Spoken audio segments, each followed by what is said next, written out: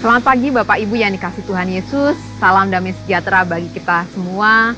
Salam seroja, sehat rohani dan sehat jasmani.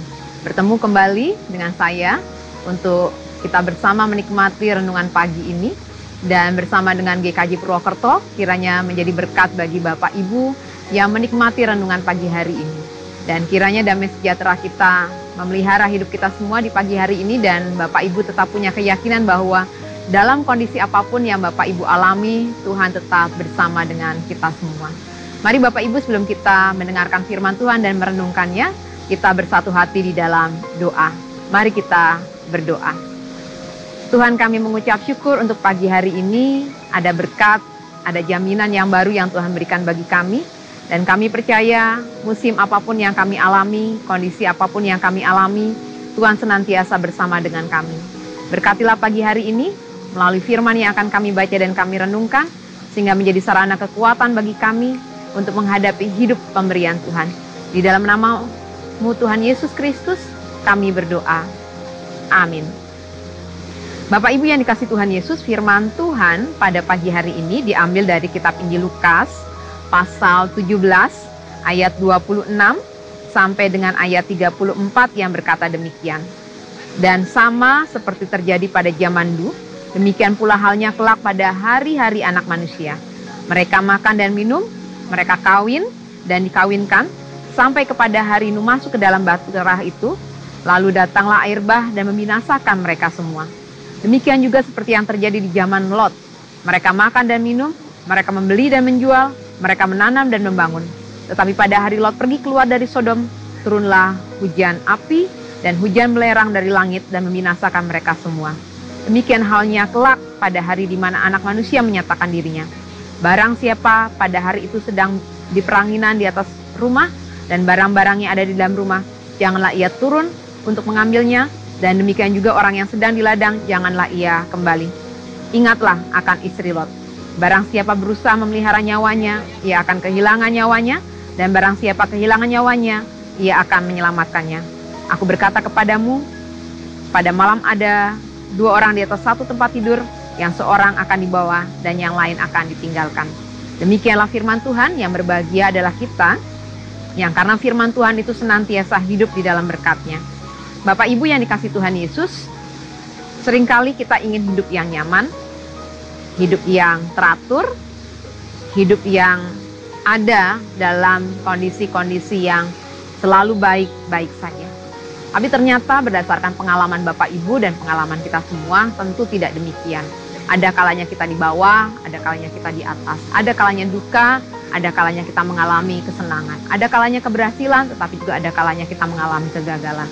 Tetapi Tuhan yang kita hadir dalam hidup kita adalah Tuhan yang sama, yang selalu memberkati dan mendampingi dalam kondisi apapun kita. Hanya kita seringkali sulit untuk melihat karya Tuhan. Dan Tuhan katakan dalam bacaan kita, siapa yang takut kehilangan nyawanya justru akan kehilangan nyawanya. Tetapi siapa yang ada di dalam Tuhan dan menyerahkan hidupnya, dialah yang akan mendapatkan berkat perlindungan. Sama seperti sebuah kisah. Seorang perempuan, seorang ibu dari 2 orang anak laki-laki yang masih sangat kecil, kemudian harus merasakan kesedihan yang luar biasa. Suami, bapak dari anak-anaknya, orang yang dikasihinya, harus meninggalkannya. Dan itu terjadi karena COVID. Tidak hanya COVID mengambil nyawa suaminya, tetapi juga 3 orang saudara dari suaminya pun juga kehilangan nyawanya karena COVID. Dan ibu ini bersama dengan putra-putranya sempat dirawat beberapa hari di rumah sakit karena juga COVID. Bahkan ibu ini mengalami sebulan lamanya berada dalam kondisi sakit di dalam rumah sakit karena COVID. Dan inilah cerita yang dibagikan kepada saya oleh ibu itu. Dan ibu itu bernama Ruth Hosiana.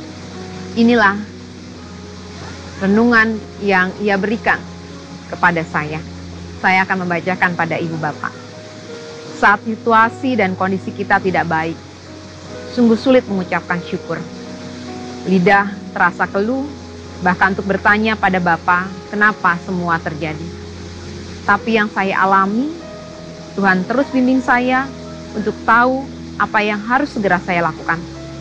Banyak orang yang digerakkan Roh Kudus untuk membantu saya dan anak-anak. Mulai dari kebutuhan jasmani untuk pemulihan kesehatan, yang dalam waktu singkat kami bisa dapatkan tempat terbaik, perawatan terbaik, bahkan semua biaya ditanggung 100%. Kemudian diikuti kebutuhan rohani saya yang sedang hancur hati.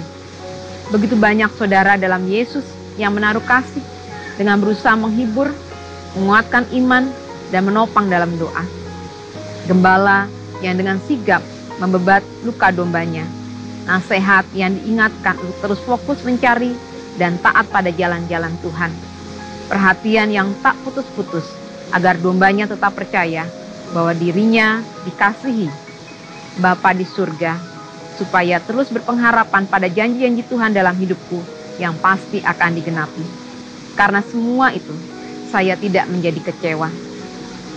Dengan keadaan yang terjadi, malahan yang terpikir hanya ingin selalu taat, apapun keadaannya.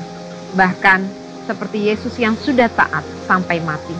Karena Bapa sudah sangat baik dan saya percaya akan selalu baik dalam setiap musim kehidupanku. Sungguh tak pernah kuragukan pemeliharaannya bagiku sekeluarga, baik dalam hal kebutuhan jasmani maupun kebutuhan rohani. Sungguh kita saksikan cara Tuhan yang ajaib, yang belum pernah terpikirkan dalam hati, belum pernah dilihat mata, belum pernah didengar oleh telinga saya. Semua ajaib untuk saya. Tuhan kirim orang-orang kepunyaannya untuk setia melayani saya dalam kebutuhan rohani. Hikmat dari Tuhan datang melalui mereka. Berkatilah mereka lebih lagi ya Tuhan, hingga perlahan tapi pasti saya bisa segera bangkit untuk menjadi saksimu, pelayanmu, muridmu, anakmu yang lebih radikal dalam melakukan prinsip-prinsip berdasarkan firman Tuhan di dalam hidupku. Sampai akhirnya nanti misi Tuhan tergenapi dalam hidupku. Tetap bersamaku ya Yesus, karena bersamamu akan kulewati segala badai dalam hidupku. Inilah tulisan sebagai pengalaman iman yang disampaikan oleh Ibu Ruth Hosiana ketika ia harus berjuang melewati kepedihan karena kehilangan suami dan 3 orang iparnya. Ia harus dirawat selama sebulan di rumah sakit karena COVID bersama juga dengan anak-anaknya. Harus berjuang sekarang bertiga, tetapi mereka tidak hanya bertiga, mereka bersama dengan Tuhan. Dan ia semakin mantap untuk melayani Tuhan, karena siapapun akan percaya yang berpegang pada Tuhan, yang tidak akan takut kehilangan nyawanya, tetapi menaruh harapannya kepada Tuhan. Tuhan akan sediakan berkat untuk meneruskan hidup menjadi berkat bagi banyak orang. Tuhan memberkatimu Ibu Ruth Hosiana, memberkati Bapak Ibu di luar sana, di tempat-tempat Bapak Ibu juga menonton renungan pagi hari ini, yang juga tengah berjuang dalam kondisi apapun, dalam kondisi lemah, dalam kondisi berjuang. Kita tidak pernah sendiri. Ada Tuhan yang bersama dengan kita. Tuhan memberkati kita semua.